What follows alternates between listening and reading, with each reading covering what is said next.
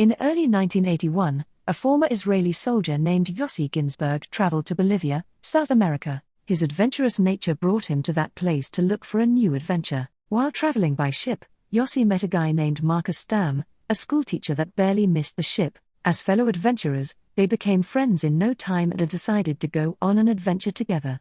They then went to a camping area and set up a tent there. While walking around the market area, Marcus met an old friend named Kevin, a successful climber and photographer that had successfully climbed every mountain in South America. On the other hand, Yossi also met a woman. They get acquainted, they enjoyed the night together and spent the rest sleeping together in the tent. The next day, Yossi, Marcus, and Kevin went to La Paz, a city in Bolivia. They rented lodging there. After that, Yossi went walking around in the market when he suddenly met someone from Austria. Jose was greeted by a foreigner from Austria named Karl. They immediately got acquainted. Karl then shared his story when he found the local tribes of the Amazon. He went panning for gold in the river and enjoyed the beauty of the Amazon rainforest. He even showed Yossi some photos of him during his expedition. He then invited Yossi to an expedition to discover the Toromona tribe, a tribe that had hidden treasures. He was intrigued by the story and invited his friends to come with him. They were only charged $50 each for the trip and were promised a block of gold to take home by Karl.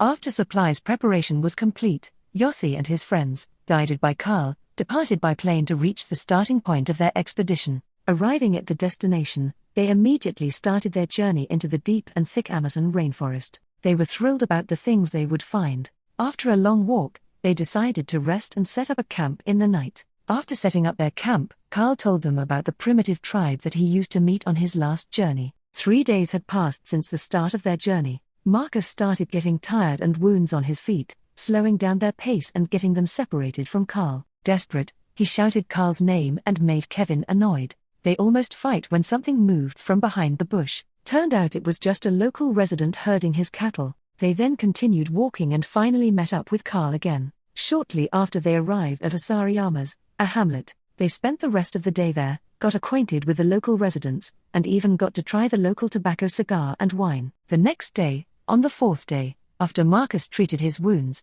they continued their journey. They stopped by the river bank and panned for gold. They then crossed the river and saw a monkey. Karl suddenly took his gun and shot the monkey dead. He brought it and made it their meal for the night. Karl enjoyed eating the catch while the others doubted the taste and looked nauseous. On their 5th day, Marcus's condition was getting weaker, which cost them a lot more time for resting than walking. Marcus realized and regretted his condition that slowed them down, but it was impossible for him to be able to return back alone. The next morning, they discussed the way for Marcus to keep walking without slowing their pace. They agreed to make a raft and waded through the river to continue their journey. The trip through the river was initially amazing until they arrived in the rapids. Afraid they couldn't manage to get through it, Karl decided to lead the team to get to the river bank. Meanwhile, Yossi, Kevin, and Marcus panicked and couldn't follow Karl's guide. After the tension passed and they managed to get to the river bank, Karl was so mad at them that he decided to leave them to hunt inside the forest. Shortly after, Yossi went to the forest too to find Karl, but suddenly, Karl showed up and shot something in the bush near Yossi. Turned out, since they entered the forest, a jaguar was lurking beneath the bush, waiting to hunt them. They finally returned to the river bank. The tension between Kevin and Karl hadn't been decided yet, so they decided to part ways. Karl and Marcus went through the thick forest while Kevin and Yossi waded the river again. Before parting ways, Karl warned Yossi not to wade through a place called Mal Paso San Pedro, a canyon with a fast current that apparently nobody had ever made through it. They parted ways that day. Kevin and Yossi set off along the river while Karl and Marcus entered the forest again. That was the last moment Marcus and Karl were seen. Since that day, both of them had never made it out of the forest. Long story short, Kevin and Yossi finally made it to the San Pedro Canyon. Just as Karl said before, the current was fast and too dangerous for anything to pass through. Unfortunately, it was too late for them. They already entered the current and couldn't control their raft. Lucky for them, despite losing their raft and almost drowning, they stuck into a rock and managed to hold into it to save their lives. Kevin told Yossi that he would try to swim to the bank and find a way to save Yossi. He told Yossi to toss the machete so that they could cut some vines and made a rope to save Yossi. Somehow, Kevin made it to the bank, but unlucky for Yossi, he was drifted away by the strong current. Once again, he was stuck to a rock. He tried his best to swim to the bank and managed to get away from the current. He then tried to call for Kevin, but no one answered him. He kept calling, but until the evening, he still couldn't any sign of Kevin. On the 6th day, Yossi decided to continue his journey. He was tired and hungry. His condition began losing his energy. Thankfully, he found some fruits, but when he climbed the tree, a snake surprised him from the tree trunk. He didn't give up.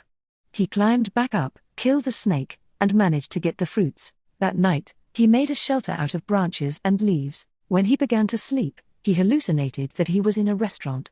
He had some food with him and tried to eat it, but suddenly, he woke up.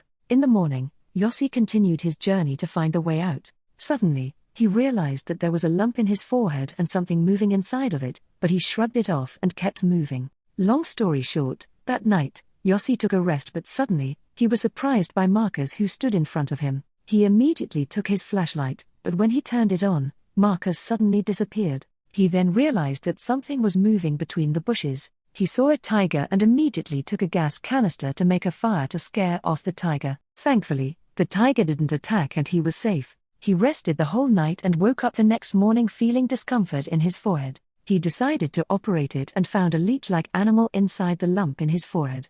Yossi continued his journey. He found a slash mark on a tree and 2 almost hatched eggs nearby. Realizing that his food supplies had run out, he ate them raw. He then continued walking. Shortly after, he found a remnant of a shelter made out of dry leaves but couldn't find anything useful there. He checked his map to make sure where he was and where to go. His condition got worse. The moisture in his foot started causing wounds, but he had no other choice but to keep walking. Yossi decided to return to the riverbank so he wouldn't get lost. While in another place, Kevin was still alive and was rescued by local residents, who then took him to Roanabak. He then immediately asked the local authorities to help him find Yossi, who was still lost in the Amazon. In another place, Yossi faintly heard the sound of the plane. Turned out, it was Kevin who looked for him. Yossi gave a signal by waving his coat, but Kevin didn't see him because the plane flew too high. Couldn't find Yossi from the air. Finally, Kevin was directed to use the services of a local fisherman to look for Yossi.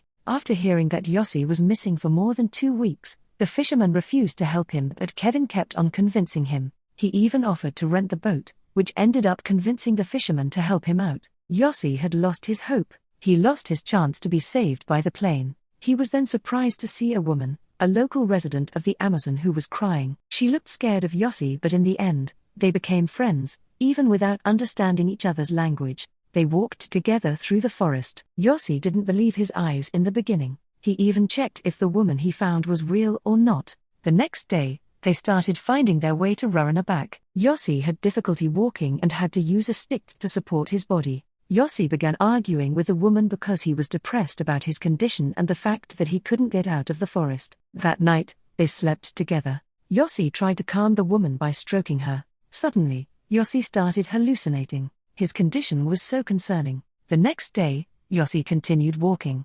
His hallucination got worse. He couldn't even differentiate reality from hallucination. Unfortunately, when passing through the forest, he fell into quicksand. His body slowly began to drown until he was tired and fell asleep. When he woke up, Yossi saw a branch above his head. He tried to grab it and slowly pulled himself out of the quicksand with the last of his strength. Thankfully, he managed to get out of the quicksand. He was very tired and hungry. He wanted to give up, but suddenly, he heard a faint whisper, saying that he had to go to the riverbank so he could be found. Believing in the whisper since he had no more hope, Yossi crawled towards a tree full of fire ants. He then opened his shirt and shook the tree so the ants would sting him. He did that to alter his fatigue by pain. That made him walk as hard as he could toward the riverbank, but when he got to the river, he didn't find anything. He had lost all of his energy and couldn't do anything but lie down. At night, a turtle approached him. He then spoke to the turtle to motivate himself. He had given up his hope to be rescued and just waited for his time.